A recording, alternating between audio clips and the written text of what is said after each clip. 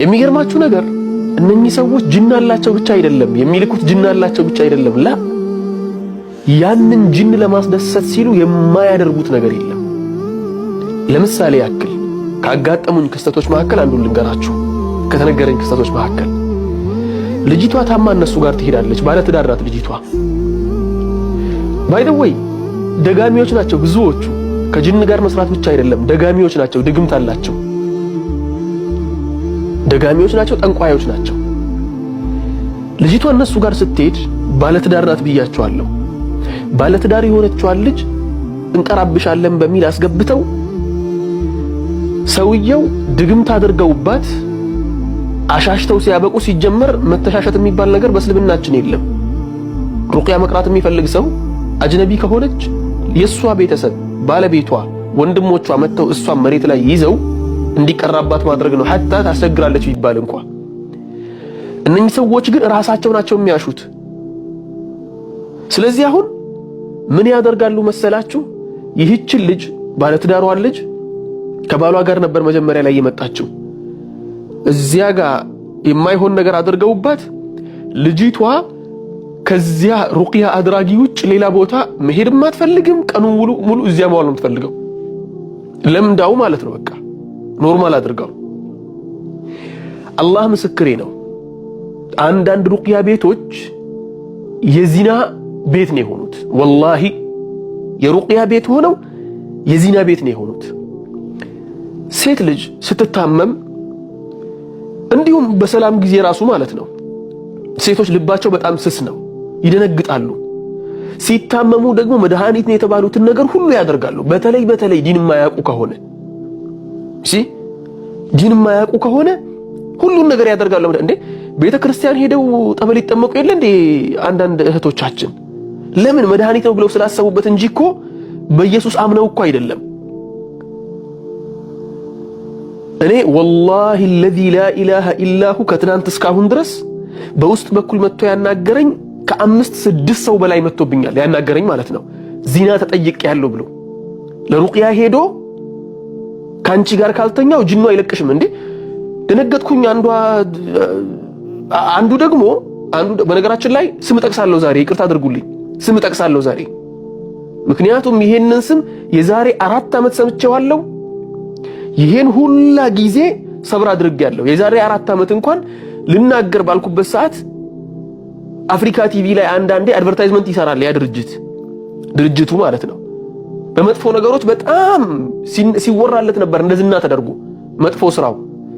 ስንትና ስንት ሴትን ከባል እንዳፋታ፣ ስንትና ስንት ሴቶች ላይ እዚያ ቤት ሄደው ዝሙት እንደተፈጸመባቸው ይነገራል። በጣም ትልቅ ቤት ነው በነገራችን ላይ፣ በጣም ትልቅ የሩቅያ ቤት ምናምን ተብሎ ሲወራ። አሁን ከዚያ በኋላ ምን ይደረጋል መሰላችሁ? እዚህ ሩቅያ ቤት፣ በነገራችን ላይ ሩቅያ ቤት ስላችሁ ሁሉም ሩቅያ ቤት አይደለም እያልኩ ያለሁት፣ አብዛኛው፣ በነገራችን ላይ ብዙ አይደለም ያልኩት፣ አብዛኛው ማጆሪቲው እንደዚህ ነው። ልጅቷ ለመታከም ትሄዳለች። ሰውየው ጅን አላቸው፣ ሲሕር አላቸው፣ ደጋሚ ናቸው። ምን ያደርጋሉ መሰላችሁ? ልጅቷ መታ ስትታከም ልክ እሷ ስትመጣ ያችን ድግምቷን መስተፋቅር የምትባሏን ይቀቧታል ልጅቷን። ከዚያ በቃ ሴቶቹ እዚያ ቤት እንጂ እኔማ ፈውሴ ሁላ እዚያ ቤት። ልጅቷ እኮ ባለጌ ሆና እኮ አይደለም፣ ተሰርቶባታል ሙሉ በሙሉ። ተግባባን? ተሰርቶባታል። ድግም ስለተሰራባት የምታደርገውን ነገር አታውቅም ልጅቷ። ወላሂ እንዲህ ብለው የነገሩን በጣም ብዙ ናቸው፣ በጣም ብዙ። ይሄ ትችት ማለት ነው። ነገርኳችሁ እኮ ከትናንትና እስካሁን ድረስ ራሱ ከ5 ሰው በላይ መጥቶ ዚና ተጠይቀናል ብለው ነግረውኛል። ስንቶች ናቸው ተጠይቀው በቃ ለመዳን ብለው፣ ለመዳን አይደል እንዴ? ምንም ስለ ዲን አያውቁም። ይህ ነገር ይሄን ያክል እንትን መሆን አያውቁም። እሱ የነሱን ድክመት ነው እንትን የሚጠቀመው።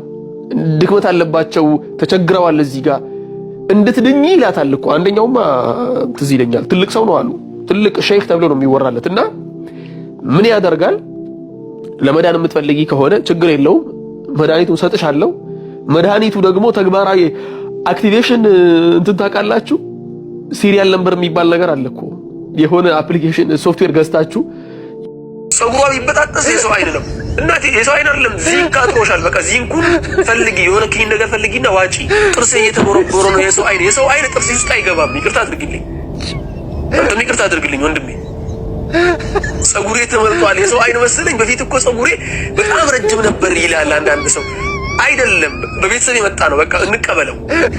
ተግባባን? ይሄን ያለው ነገር ዝም ብላችሁ በሰው አይን አታሳቡ።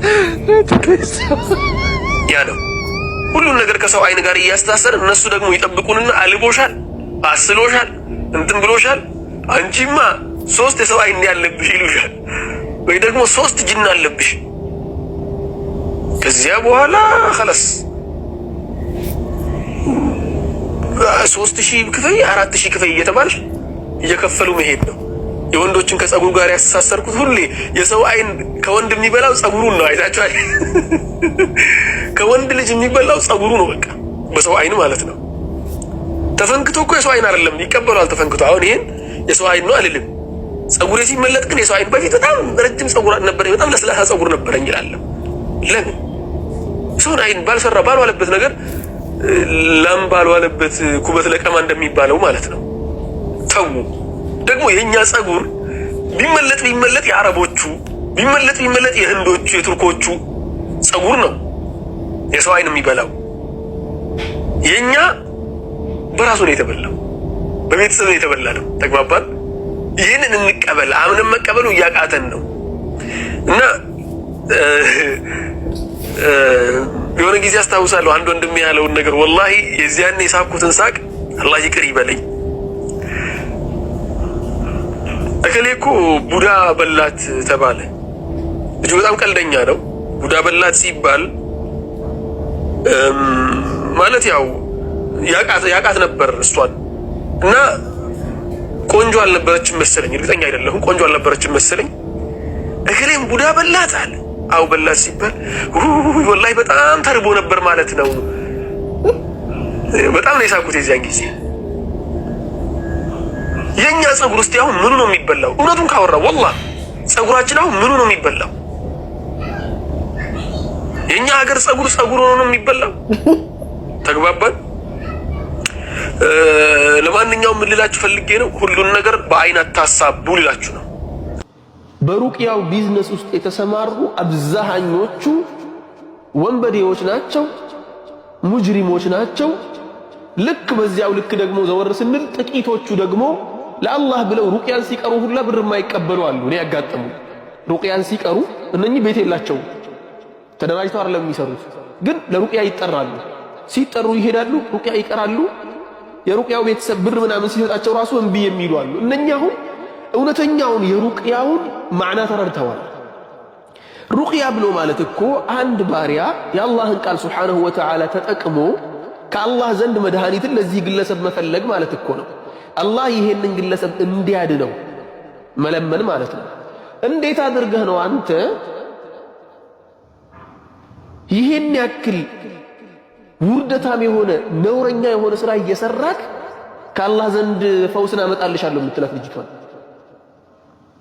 በነገራችን ላይ ከስራ አንዳንድ ኮመንት እያየሁ ነው። እንዲህ አይነት ነገር ቢቀርስ አይቀርም ቢቀርስ ተብሎ ነው እስካሁን ድረስ የቆየው። እህቶቻችን ቢቀርስ እየተባለ ነው እስካሁን ድረስ ሩቅያ ቤት እያሉ እየሄዱ ያሉት። እኔ አሁንም ማስጠንቀቂያ እነግራችኋለሁ። ሩቅያ ቤት ልጆቻችሁን አትላኩ። እህቶቻችሁን ሩቅያ ቤት አትውሰዱ። ከዳሴት የትኛውንም ሩቅያ ቤት አትውሰዱ። የትኛውንም ሩቅያ ቤት እህቶቻችሁን አትውሰዱ፣ ልጆቻችሁን አትውሰዱ። ሩቅያ ቤት ከደብተራ በምንም እየተሻለ አይደለም። አብዛኛው ሐታ ከፊሎቹ የሚባለው ጥቂት የሚባለው እንኳ ሹፍ ጥቂት የሚባለው እንኳ የሚወስዱትን ገንዘብ ስትመለከቱ ምን ያህል አጭበርባሪ እንደሆኑ ይገባችኋል። የተሻሉ የሚባሉት እንዲህ አይነት ብልግና የለባቸው የሚባሉት እንኳ ዘወር ብላችሁ ስትመለከቱ የሚዘርፉት ንብረት የሚወስዱት ብር አይባልም። ይሄ ብር አይደለም። የሚዘርፉት ንብረት ዝርፊያ አይምሰላችሁ እንዴ! ሰውየው ታማ አንተ ጋር መጥቶ ልጅቷ ታማ አንተ ጋር መጣ። አረብ ሀገር ላይ አንድ እንትን ተነግሮኝ ነበር። ልጅቷ በጣም ታማለች፣ ሳዑዲ ናት፣ በጣም ታማለች። በጣም ስለታመመች ቁርአን እንዲቀራላት ፈለገችና በቃ ሰው እንዲቀራልኝ ምናምን ብላ ጠራች። አንድ ልጅ ደግሞ ቁርአን እቀራለሁ ብሎ መጣና 3 ቀን ቀራላቸው። 3ቱንም ቀን 30 ደቂቃ ነው የቀራው አለ። ከዚያ ኖርማል ውሃ መጣና ያቺን ውሃ አስቀምጦ ስንት ወስዶ እንደሄደ ታውቃላችሁ? ከ500 በታችማ አያዋጣኝም ነው ያለው። 3 ቀን ለ30 ደቂቃ 1 ሰዓት ተኩል ተቀምጦ 500 ሪያል። እንዴ ይህች ልጅ እኮ ወሩን ሙሉ ሰርታ 1500 ሪያል እኮ ነው የምታገኘው። እሷ 10 ቀን ሙሉ የምትለፋበትን ልፋት እዚህ ጋር ተቀምጠህ 1 ሰዓት ተኩል ብቻ ቀርተህ ወስደህ መሄድ፣ ለዚያውም ደግሞ አያልቀበልም ምናምን። መድኃኒት አይሆንላቸውም የተባሉት ሁሉ አሉ ካልከፈላችሁ። ስለዚህ ወንድሞች ሩቅያ ቤት አትውሰዱ። ልጆቻችሁ ሚስቶቻችሁን ሩቅያ ቤት አትውሰዱ። ሩቅያ ቤት ተብሎ በየቦታው እየተከፈተ ያለው በየሚዲያው እየተስተዋወቀ ያለው አብዛኛው የዝርፊያ ድርጅት ነው። እኔ አሁን ለሩቅያ ቤቶች ማስተላልፈው ሐታ ለሩቅያ ቤቶች አይደለም፣ ለመጅሊሳችንም ማስተላልፈው አንድ መልእክት አለ። መጅሊስ እነኚህን ሰዎች ለምን ዝም ብሎ ይመለከታል? እነሱ እየሰሩ ያሉት ሩቅያ አይደለም፣ ባህላዊ መድኃኒት ነው። ባህላዊ መድኃኒቱን ይስሩ፣ ችግር የለውም። ባህላዊ መድኃኒት ብለው ይጀምሩ። ሩቅያ በሚል ግን የአላህን ስም ጠቅሰው እዚያ ውስጥ መተሻሸት፣ እዚያ ውስጥ የማይሆን ነገር መስራት፣ ይሄ ትልቅ ስህተት ነው።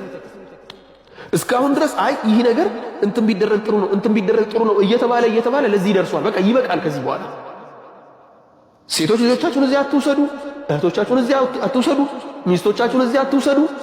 መፍትሄው ምንድነው ይላል ጥያቄው። አሁን የመጨረሻው ጥያቄ መፍትሄው ምንድነው የሚለው። መፍትሄውን ቁጭ ላድርግላችሁ። ትናንትናም ተናግሬያለሁ በቪዲዮ ላይ ስለ ሩቅያ ጉዳይ። መፍትሄው አንተና ቤተሰቦችህ ናችሁ። በቃ አለቀ።